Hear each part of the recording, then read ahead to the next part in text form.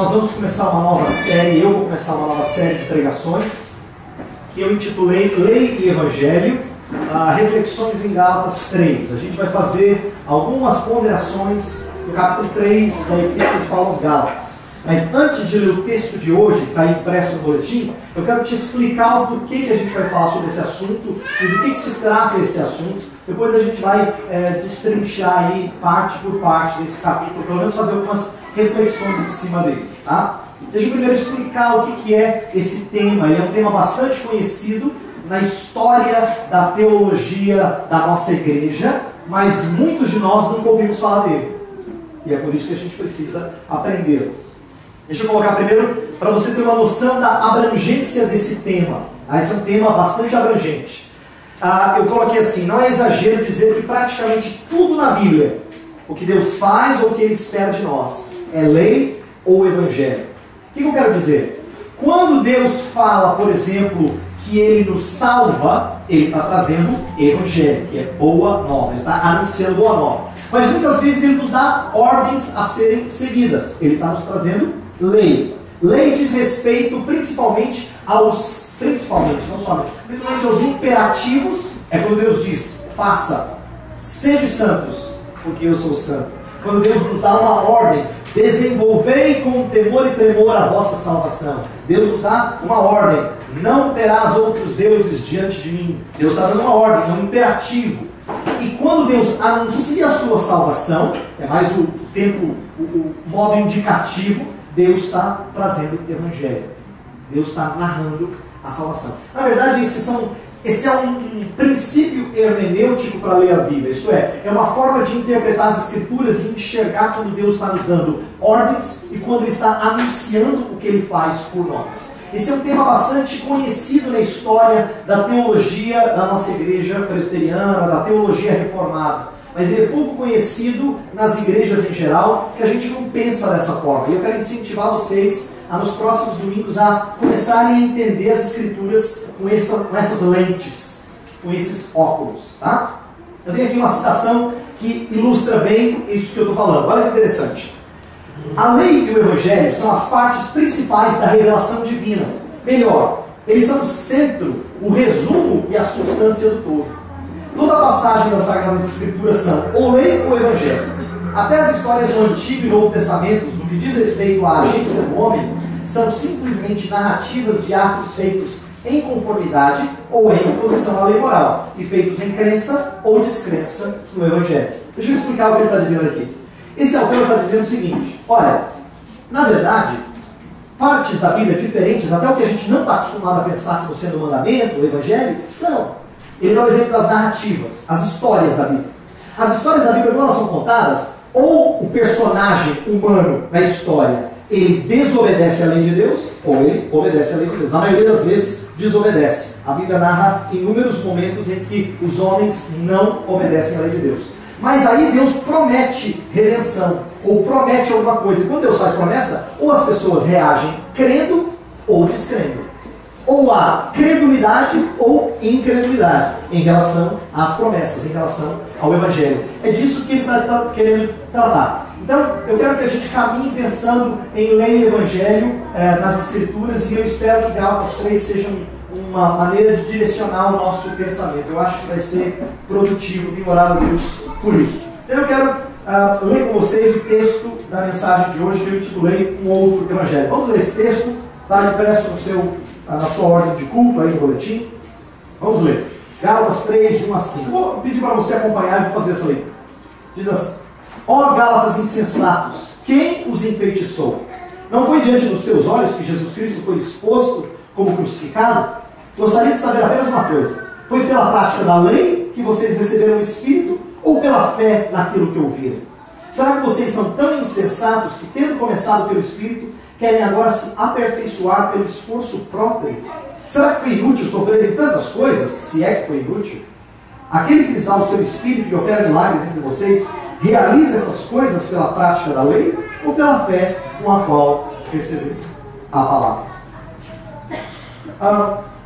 Eu quero que você pense comigo algumas coisas aqui em relação a essa ideia de lei e evangelho. Eu vou tentar explicar para vocês algumas coisas e aí depois o texto vai nos dar algumas dicas. Olha só. Pregadores modernos, eu creio que é muito comum hoje em dia nós não entendemos muito bem esse assunto do evangelho. Eu vou tentar explicar. Quem prega hoje em dia, quem ensina a Bíblia, muitas vezes tem pregado a lei ao invés do evangelho. Eu já disse isso num sermão anteriormente, quando eu estava explicando a Ageu, e eu disse assim, quantas vezes a gente está esperando aquela parte do sermão em que o pastor vai dizer assim, o que eu posso fazer? É a pergunta do jovem rico quando chega para Jesus. Mestre, o que farei para herdar a vida eterna? Nós frequentemente pensamos no que a gente pode fazer. A gente pensa no que eu posso fazer por Deus. Isso é, a gente pensa mais em lei e raramente pensa na nossa impossibilidade de fazer tudo aquilo que Deus pede. Aí a necessidade do evangelho. Outros pregadores, em nome do evangelho, têm desprezado a lei. Isto é, eles acham que lei não vale para nada. Não. Esquece a lei. Nós não estamos mais debaixo da lei, sim da graça. Cita um texto da Bíblia, de Romanos capítulo 6. Para dizer, não, agora não tem mais nada a ver com lei. Lei, esquece. Tudo no Antigo Testamento a gente despreza. É o caso de muitos evangélicos que acham, por exemplo, que o quarto mandamento não se aplica mais. Quantas vezes as pessoas dizem assim, o quarto mandamento é aquele que fala que nós devemos lembrar do dia do sábado para o santificar. Quantas pessoas acham que não existe mais essa ideia de você guardar um dia, de você entendê-lo como um dia precioso, reservado ao Senhor? Porque acham que lei não tem mais propósito. Por último, há aqueles que não pregam nenhum dos dois. Não há boas novas e as leis não provêm de Deus. Quantos ditos evangélicos não anunciam o evangelho de Jesus, ficam colocando mandamentos de homens que acabam suplantando os mandamentos de Deus? Não pregam nem lei, nem evangelho. Então, diante desse desentendimento, eu quero que você veja como existem confusões no nosso meio. Presta atenção, à medida que você vai lembrando os evangélicos que você conhece, as igrejas que você já passou, como essas coisas são comuns. Às vezes até você mesmo pode carregar com algumas dessas confusões. Eu quero dar alguns exemplos. Confusões histórico-redentivas. Olha só, tem gente que despreza o Antigo Testamento. Acha que agora você tem que estudar só o Novo Testamento. Outras pessoas fundamentam as suas práticas só no Antigo, é o outro oposto. Você vai ver, gente que, por exemplo, tem algum tipo de cuidado alimentar. Não, a Bíblia fala que eu não posso comer isso. Normalmente eles estão se referindo ao Antigo Testamento, não ao Novo Testamento. Ou práticas litúrgicas. Por exemplo, você talvez já tenha ouvido falar, ou já conhece, já tenha visitado, igrejas que têm os levitas, que tem o menorá, que é aquele castiçal, que tem uma representação da Arca da Aliança. Tudo isso era válido no Antigo Testamento. Mas essas coisas terminaram no Novo. Mas essas pessoas querem fazer coisas que são próprias do Antigo Testamento, também na área devocional. É você sentar no pó da cinza, rasgar as suas vestes. São práticas do Antigo Testamento que às vezes são apropriadas como práticas de hoje. Né? Muitos não sabem aplicar as promessas do Antigo Testamento aos nossos dias. A Bíblia tem já crente citando assim, não, a Bíblia fala que crente não foi feito para ser cauda, e sim cabeça. Você já viu essa citação antes? Eles estão citando promessas do Antigo Testamento, mas eles não sabem como aplicar no Novo Testamento. O conceito de prosperidade, muitas vezes vem de evangélicos usando promessas do Antigo indevidamente. Ou se não, crentes que não entendem a relação da lei e da graça com o Antigo e com o Novo Testamento. Se eu fizesse um testezinho aqui, eu não vou fazer por amor a vocês, mas se eu fizesse um testezinho aqui, eu pegaria alguns de vocês. E o teste é basicamente o seguinte, eu vou representá-lo aqui. Se eu colocasse uma provinha em que numa coluna tivesse Antigo Testamento, Novo Testamento, e colocasse lei e graça e pedisse para você, faça a relação. Algum de vocês, se não a maioria, colocaria Antigo Testamento com lei, Novo Testamento com graça. Errado. Na verdade, Antigo Testamento, lei e graça, Novo Testamento, lei e graça. Essas coisas pervadem as Escrituras, mas elas são comuns no nosso meio. Ou senão, qual é a relação do crente com a lei? Né? Outros tipos de confusões também, que eu chamei de doutrinárias. Olha só, crente cai da graça. Para sua surpresa, essa expressão é bíblica, está em Gálatas. Está bem visto porque a gente vai estudar. Fala assim, vós decaístes da graça. Mas o que é isso? Tem gente que entende isso como sendo, agora ele não tem mais salvação, ele caiu da graça.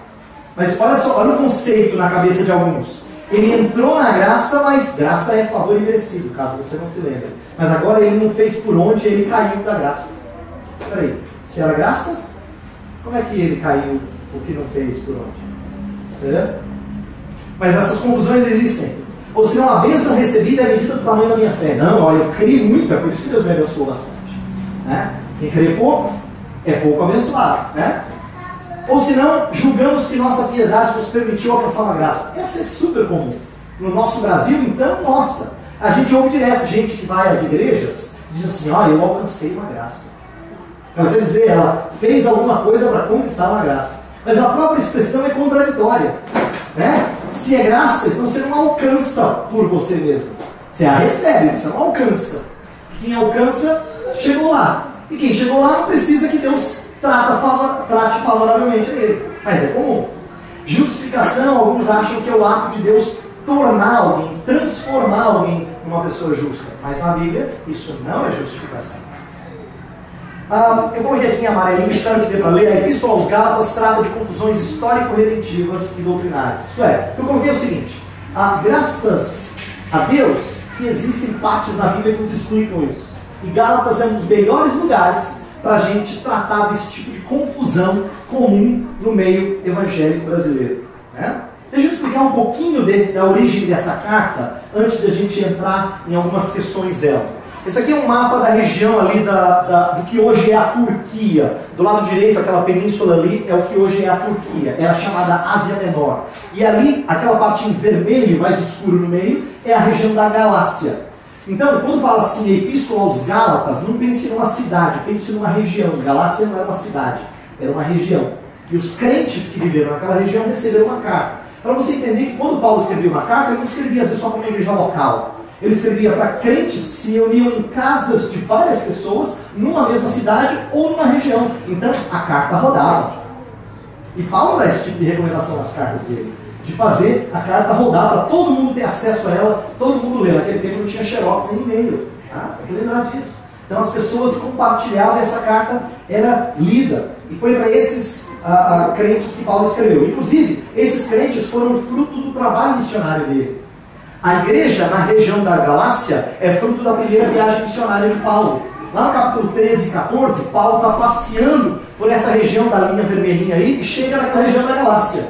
Tá? Então ele passa por lá e deixa a semente lá do trabalho. E o trabalho prospera a partir dessa passagem de Paulo. Quando ele está lá, eu vou agora mostrar o que Paulo pregou. Quando ele chegou em Gálatas, o que é que ele pregou? Veja só. Basicamente, três coisas. Ele falou da promessa de redenção a Israel no Antigo Testamento. Ele falou do Evangelho de Jesus. E ele falou sobre justificação pela fé. De que Deus nos considera, nos trata como justos, não pelo que nós fazemos, não por nossas obras, mas pela fé. É disso que ele tratou.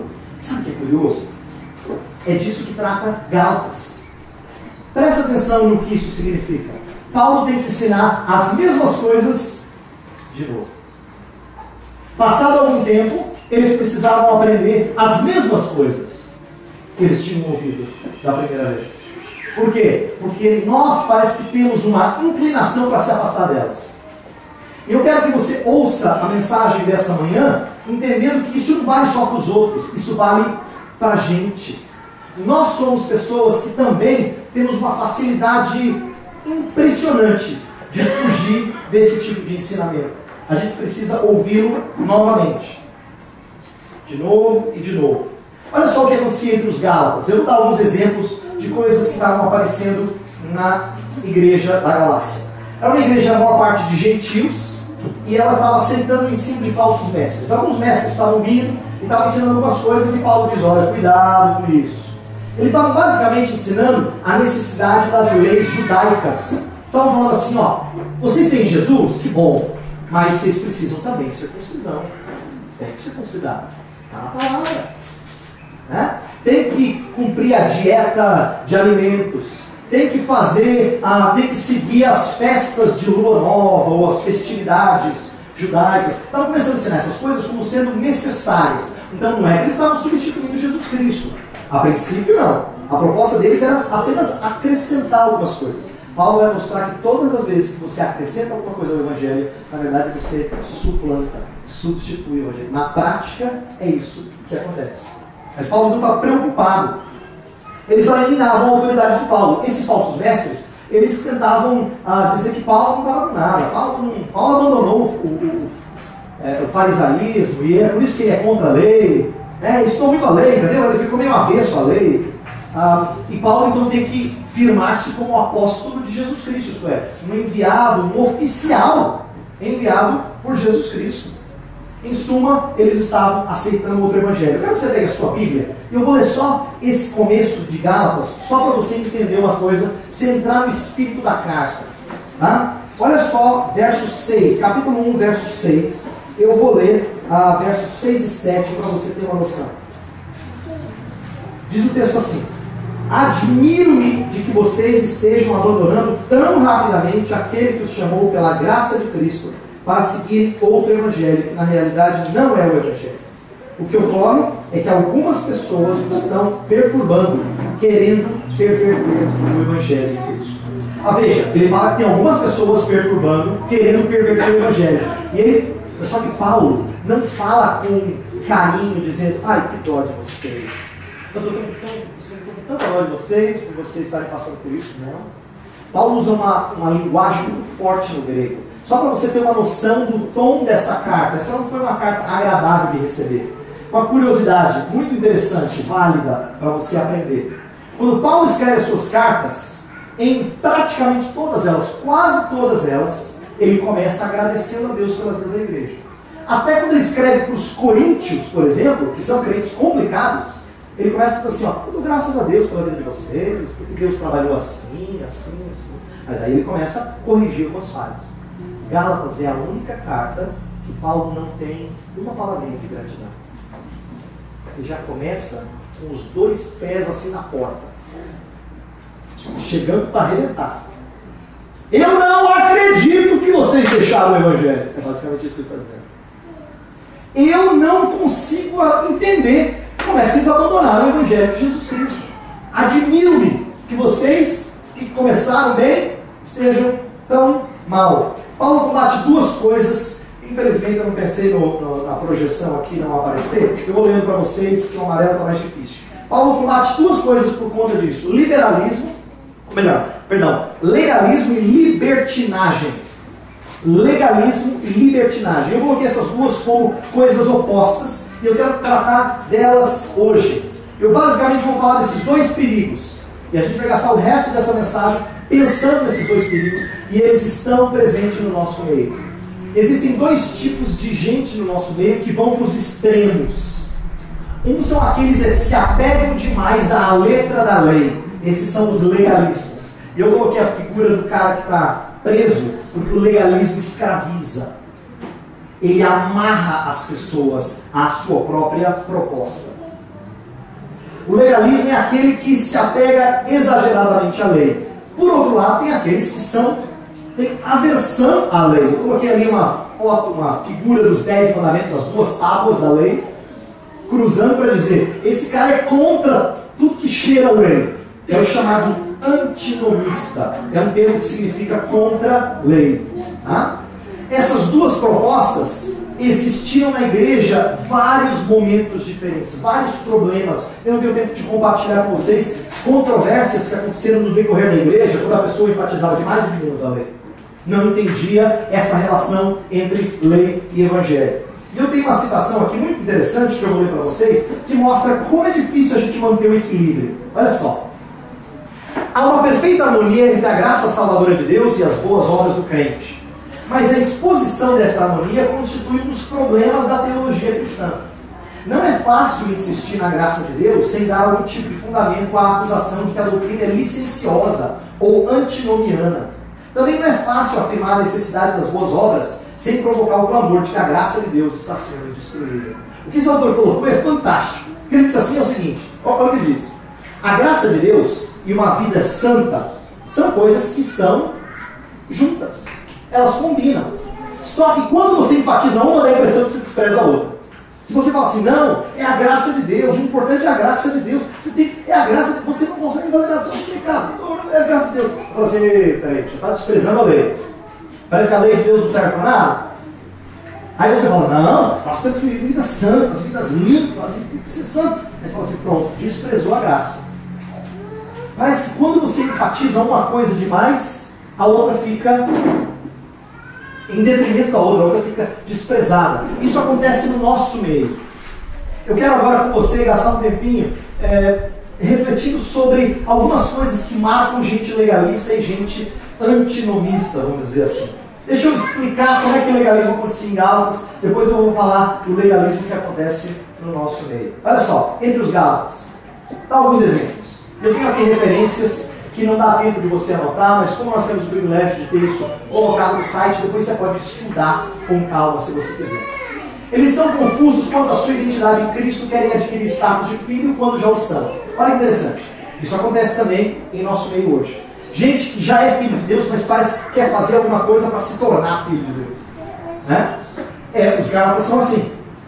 Eles impõem seus padrões de justiça aos outros. Alguns desses que estão aderindo ao legalismo estão impondo os seus padrões de justiça aos outros. Quer dizer, eu acho que é certo, então eu imponho isso ao outro para que ele faça as coisas do jeito que eu acho que tem que ser. Se preocupa com a opinião dos outros. O legalista é tremendamente preocupado com os outros, o que eles pensam de mim.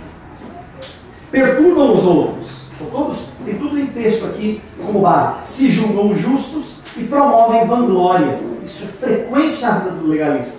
Ele luta contra a vanglória dentro dele. Tem mais. Olha só. O legalismo gera escravidão. Quem é legalista, normalmente tem a paz e a alegria roubada dele. Ele se sente escravo dessa proposta de ser certinho sempre. Acaba menosprezando o espírito da lei. O texto de Gálatas 5 fala que vocês dizem que cumprem a lei, mas vocês se devoram uns aos outros. Espera aí, o resumo da lei não é amar o próximo? Mas o legalista se esquece disso.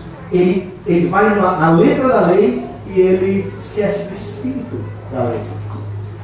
É mais comum do que se pensa. Inclusive, a Epístola aos Gálatas tem um exemplo que é fantástico. Para tirar da sua cabeça qualquer impressão de que os legalistas, eles, é um problema os legalistas, sempre eles, nunca eu. Mas olha só, a Epístola aos Gálatas tem exemplo do apóstolo Pedro se mostrando legalista.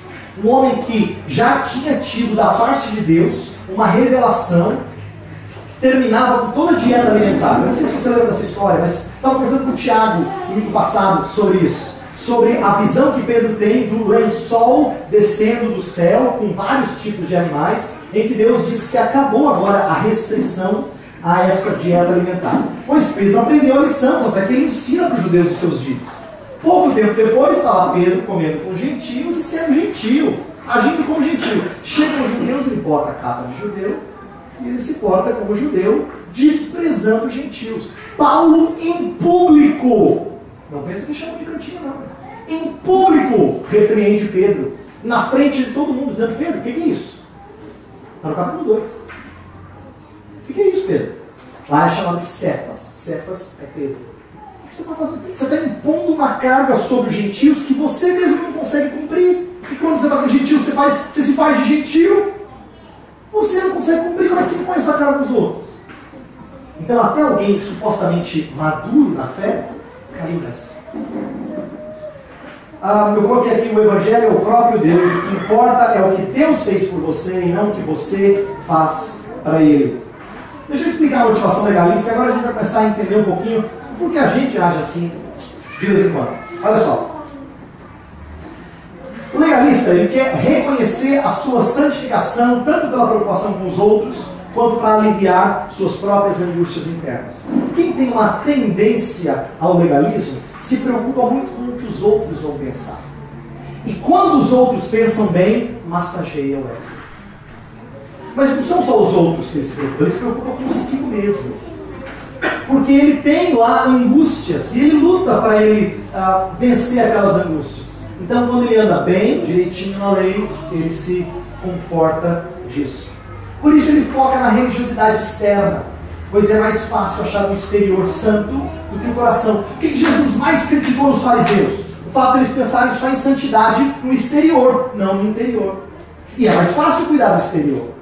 É mais fácil, por exemplo, evitar a roupa indevida do que evitar orgulho.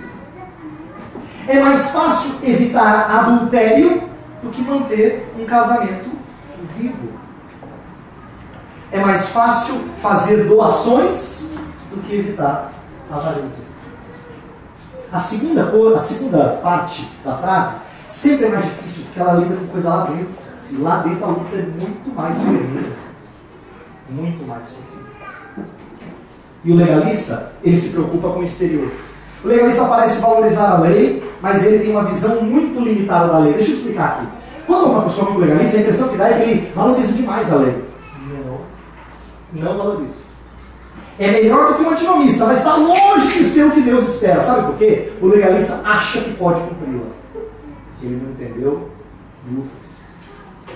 ele acha que ele faz certo.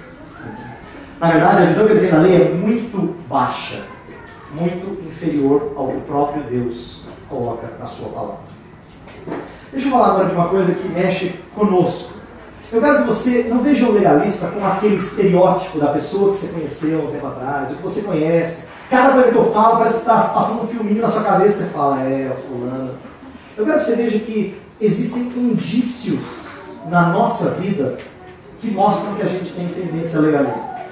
Que mostram que às vezes a gente não percebe essas coisas acontecendo no nosso meio. Mas eles não mostram, a gente não é o legal, a gente pode não se achar o legalista de carteirinha, mas a gente tem uma quedinha para algumas dessas coisas. Quer ver? Quantas vezes, você que é de igreja há mais tempo, vou contar uma coisa que é super comum. Você que é de igreja no tempo, você lembra do tempo de mocidade, e se você ainda está nessa idade, você lembra disso, como isso é comum, né? Mocidade, quando chama alguém para dar uma palestra, normalmente pede o seguinte tema: pastor, nós precisamos que o senhor fale sobre compromisso. Os moços estão muito desanimados da igreja. Eu não vi mocidade boa naquela, na geração passada, né? Muito desanimados. Então, assim, a gente precisa dar um chacoalhão, precisa ver se moçada, né? Então, veja, eu nunca vi um jovem chegar para mim e falar assim, pastor, o senhor podia falar sobre a expiação de Cristo? Nunca vi um vídeo isso. Podia falar sobre o valor da morte e da ressurreição de Cristo na nossa vida? Nunca o jovem pediu para falar sobre isso. Nunca. É sempre sobre o que nós fazemos por Deus, para Deus. Raramente o que Deus fez por nós. Isso é muito bom. A gente pensar. Inclusive, as músicas que nós cantamos, falam da nossa entrega a Deus. Eu venho na tua presença, Senhor, eu me derramo, e eu entrego, e eu faço e aconteço. Algumas das nossas músicas falam mais do que a gente faz do que Deus fez por nós. Você lembra disso? Isso é indício da nossa queda no legalismo. Gosta de sermões que confrontam o pecado. O legalista, ele fala assim, pastor, hoje o senhor arrebentou. O senhor desceu além, é isso mesmo, precisa mesmo. Esse pessoalzinho aí que não anda nos caminhos de Deus, precisa ouvir a palavra. Né? Quando o pastor fala do amor de Deus, da graça de Deus, ele fala, hoje foi meio meloso. Mas tudo bem, né? Ouve um pouquinho. Ele gosta, não. Ele ferra fogo. Pronto a enxergar o erro alheio. Censura itens periféricos. Olha, acha um absurdo gente que usa uma outra versão da Bíblia que não a dele, ou que lê absurdos do tipo Harry Potter, né? Normalmente legalistas, eu sou de uma época, vou falar, eu sou de uma época em que alguns legalistas eram tão preocupados que eles viam coisa de nova era em tudo. Alguns de vocês que são mais antigos talvez se lembrem disso, de que havia uma neura tão grande de nova era, que uma vez alguém mostrou para mim uma Bíblia da editora Vida Nova, tá com a mão assim, usou assim, tá vendo o símbolo da nova era? Eu falei, não acredito. A neura é tão grande que você ficava enxergando em tudo quando é coisa. 2 pesos, 2 medidas. O legalista é aquele que fala assim para a criança que não pode fazer alguma coisa na igreja, meu filho, isso é feio. Mas em casa rola solto. Em casa tudo bem. Por quê? Porque em casa não tem gente vendo. É só você. Outros indícios de tendência legalista. Certeza da salvação baseada nos frutos antes do que nas promessas de Cristo. Quem tem tendência ao legalismo luta tanto com isso. Frequentemente se questiona se realmente é do Senhor. Frequentemente se angustia em relação a isso. Por quê? Porque ele não vê evidências nele que mostram que ele é crente sério. E a gente se preocupa, e se preocupa mais em ver evidências na gente do que nas promessas de Cristo que nos seguram com Ele. Não usufrui de privilégios. porque acha injusto se aproveitar deles depois de tantos pecados. Ah, quantos crentes, depois daquela semana ruim, ou daquele mês, ou daquela fase distante de Deus, ele fala, pastor, eu não posso tomar ceia, melhor eu não tomar ceia. Veja, a ceia é um privilégio para gente pecadora que fala sobre perdão de pecados. Mas a pessoa não se acha pronta para participar daquilo que tem a ver com perdão de pecados. Por quê? Porque a gente sempre pensa em crédito, em direito. Mesma coisa quando você para de orar. Eu já compartilhei isso algumas vezes, eu tenho tristeza em dizer isso, mas eu vou compartilhar com vocês. Eu já tive fases na minha vida, não sei se você já teve, em que a gente não tem vontade de orar. A gente não tem vontade de orar. E sabe que eu não tinha vontade de orar? Eu me achava digno de me apresentar na presença de Deus. E sabe o que eu pensava assim? Que eu me esquecia que a oração é em nome de Jesus. Eu nunca vou ser. Mas eu achava que eu tinha que ser para falar com Deus. Isso é indício de tendência ao legalismo. Entender que a salvação é pela graça, mas agora vive tentando agradar o Senhor para manter-se na graça. Mas a vida cristã é mantida pela mesma graça com a qual iniciou. Reconhece que transgride a lei, mas não se tornou escravo. É muito difícil para o legalista reconhecer isso. Ele acha que ele quebra a lei, mas não que ele é escravo dela. Agora, por que a gente tem dificuldade de reconhecer legalismo em nós mesmos? Por que é tão difícil? Por que legalismo parece sempre aquela pessoa, nunca a gente? Tem algumas dicas aqui. Minhas regras sempre parecem necessárias, as dos outros severas demais. Você já viu gente assim, ó, vamos fazer um trabalho na igreja, ó, daqui a tantos meses a gente vai fazer um acampamento, vai custar X. Você está todo empolgado, você está organizando o acampamento. Então você diz que vai custar X, você espera que toda a congregação participe. Mas só metade participa. Aí você conversa com aquele amigo que você achava que ia e fala assim, por que não? Olha, tá difícil, tem muito gasto, tá? Poxa, o cara foi duro, né? Porque o que você colocou como prioridade, para o outro não é. Então é que, se o seu filho faz bagunça, ele é muito elétrico. Se é dos outros, o pai é um mole. Quando é na gente, é mais fácil da gente achar desculpa para a nossa atitude do que em relação aos outros. Essa ideia de pecadinho e pecadão, não pense que é só assim, pecado grande, pecado pequeno. É que o que você tolera parece pequeno. Tem certos vícios nas nossas famílias que a gente pratica sempre. Quando eu falo vício, é assim, ó. Esse é um vício. Usar indevidamente esse órgão chamado língua. Mas como às vezes é muito comum na sua família, então você não pensa nele como um pecado. Mas você viu o que fulano fez? Absurdo. Dos outros é mais fácil a gente reconhecer. Jesus estava certo. Somos prontos a enxergar o cisco no olho do outro, mas não nos damos conta da trave em nossa própria vista. É isso que Jesus disse. Nosso coração é tão enganoso que às vezes a gente disfarça, a gente fala assim, ó, eu sei, Estela, que a salvação é pela graça. Mas esse mais é, mas eu tenho que fazer. A gente sabe que a salvação é pela graça. E isso quando a gente diz isso, parece que a gente está disfarçando essa proposta legalista. Eu quero que você entenda que isso é mais comum do que a gente consegue notar. E nosso coração é enganoso. Ele nos desvia de perceber isso. Agora tem um outro extremo. Eu vou falar rapidamente dele para a gente fechar, pensando em algumas coisas do texto propriamente dito. O antinomismo expressa uma antipatia pela lei, por razões diversas. Histórico-redentivas, aquela que eu falei, Antigo Testamento igual a lei, Novo Testamento graça, que eu já expliquei no começo. Não vivemos mais sobre a lei. Ou teológicas, tem gente que confunde santificação com justificação. Fala assim, não estou mais debaixo da lei, então não tem que viver para a lei. Não, você não está mais debaixo da lei para que você seja justificado. Mas na santificação que Deus opera em você, você cumpre os mandamentos de Deus. Mas as pessoas confundem isso. Né? Já viu a citação desse texto? Quando alguém fica demais na lei, aí o antinomista é pronto em citar 2 Coríntios 3 e fala assim, ó, a letra mata, hein? Isso é bem citado por gente que tem espírito antinomista. Ou se não, por razões emocionais. O que vale é o amor, meus irmãos. Cadê o amor? Cadê o amor? Antes do que as regras. Eu não quero que você entenda antinomista como gente que acha que você pode viver do jeito que você quiser, de forma libertina, à torta e à direita. A verdade é que o antinomista não é uma pessoa que diz assim, ó, viva do jeito que você quer. Não. Ele entende, se ele é cristão há um tempo, ele sabe que tem certas coisas que são erradas. Né? Ele é contra sexo antes do casamento, ou divórcio por razão qualquer, ou participação dos cristãos em diversões mundanas. Ele é contra isso. Só que ele tem uma antipatia em relação à lei que é perigosa. Eu quero mostrar como é que a gente mostra esses indícios dessa antipatia para com a lei. O que importa, pastor, é a intenção. Fulano cantou uma música na igreja, tudo estrupiado de teologia. Você fez de coração, pastor. E a sinceridade de coração. Quem é antinomista valoriza muito a intenção, não tanto a precisão. Se é preciso ou não. Precisão é com legalista, entendeu?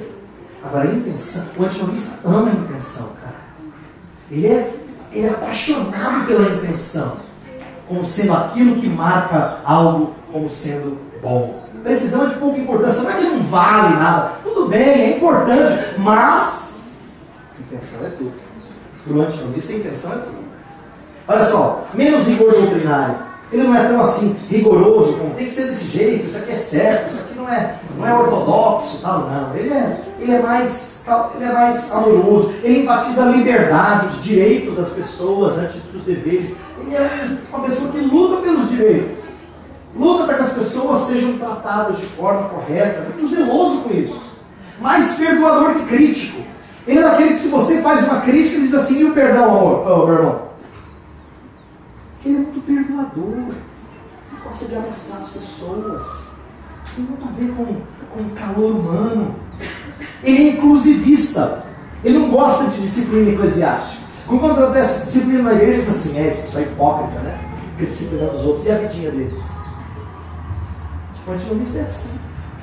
Ele não suporta ver pecado sendo tratado desse jeito, de forma disciplinar. Ele fala que você tem que aprender a carregar os feridos da batalha. Que você tem que levantar os que estão feridos nessa batalha chamada vida cristã. Então, ele jamais condena o pecado de alguém. Esse é o espírito antinomista. Eu quero terminar dizendo o seguinte. Agora eu vou focar mais no texto de Gálatas para a gente fechar. Não importa se a gente pende para um lado ou a gente pende para o outro. Aquele texto que eu li no comecinho, lá em Gálatas 1, versos 6 e 7, Paulo fala assim: tem gente querendo perverter o evangelho. No verso 8 e 9 ele vai falar assim: mas não é evangelho. Quando não é o verdadeiro, não é evangelho. Não existe outro evangelho. Se um anjo do céu, ele fala, vier e contar para você um outro evangelho, despreze. Pode ser angelical, uma visão daquela, não aceite. Porque não tem outro evangelho. É só aquele que eu ensinei para vocês, Paulo. Aquele que eu recebi de Jesus Cristo. Se não for esse, não é evangelho, não é boa notícia, no sentido da palavra evangelho, não é boa nova. Deus não gosta de gente que acrescenta ou retira alguma coisa da sua revelação. Quem acrescenta é o legalista, quem retira é o antinomista. Deus não tolera isso e fala severamente contra aqueles que fazem uma dessas duas coisas. Esse evangelho foi guardado por Paulo até contra os desvios de Pedro, como eu falei. E agora? Insensatez de buscar um outro evangelho. Eu quero agora que você olhe para o texto que a gente leu. E eu vou fazer algumas observações para a gente fechar. Olha só. Ó Gálatas insensatos, quem os enfeitiçou? Paulo não acha que o problema deles é ignorância. Eles sabiam o que era correto, só que eles estavam agindo de forma insensata. O problema deles era insensatez. Começaram bem, mas se desviaram. Olha o verso 3. Será que vocês são tão insensatos que, tendo começado pelo Espírito, querem agora se aperfeiçoar pelo esforço próprio? Vocês começaram bem, crendo na palavra de Deus, crendo que Jesus salva pecadores, crendo que é pelo Espírito que nós caminhamos, mas agora você está tentando fazer pelo esforço próprio. Se experimentaram todas as dádivas pela fé, por que se voltar para as obras, como se bênçãos fossem conquistadas pelas suas realizações religiosas? O Paulo diz basicamente o seguinte: peraí, se vocês creram e receberam de graça, por que agora vocês estão tentando fazer alguma coisa para receber a bênção de Deus? Por que você começou crendo que era pela fé e agora você acha que é pelas obras? Você está invertendo tudo. Se é pela fé, tem que ser pela fé do início ao fim. Tal insensatez anula a validade do verdadeiro evangelho. Esses textos que eu marquei aí, eu li eles cuidadosamente ontem, à medida que eu estava relembrando esse sermão, e eu pensei assim, gente, várias vezes Paulo fala assim, ó, inútil, inútil. Se vocês lerem isso, você torna o evangelho inútil para você. Quando ele fala, decaístes da graça, ele está dizendo, você está tornando a graça inútil quando você vive por obras. Inútil. O que vocês aprenderam antes está sendo inútil. Tal insensatez contamina os outros. Então eu tenho preocupação que nossa congregação vá para um dos dois extremos, ou tenha pessoas que estejam indo para um dos dois extremos e acabam contaminando as outras pessoas. Eu termino dizendo que esse meu primeiro sermão aqui é apenas uma chamada para você e eu olharmos de volta para aquilo que a gente deveria saber de cor e salteado, mas nem sempre a gente sabe. Chama-se Evangelho. Sabe, eu creio que a gente precisa sempre redescobrir o Evangelho. Porque alguma coisa dentro de nós parece que tira a gente do centro, tira a gente do foco, tira a gente do caminho. Mesmo a gente já tendo ouvido a palavra antes. A gente precisa frequentemente trazer-nos de volta para o centro, para o Evangelho de Cristo Jesus. Eu quero gastar os próximos domingos olhando para Gálatas 3 e descobrindo o que é esse Evangelho. Porque às vezes a gente vai para um extremo, para o outro, e parece que passa a vida na igreja evangélica, se chama de evangélico, mas não entende o Evangelho. Eu quero orar e pedir que Deus nos livre disso. Feche os seus olhos.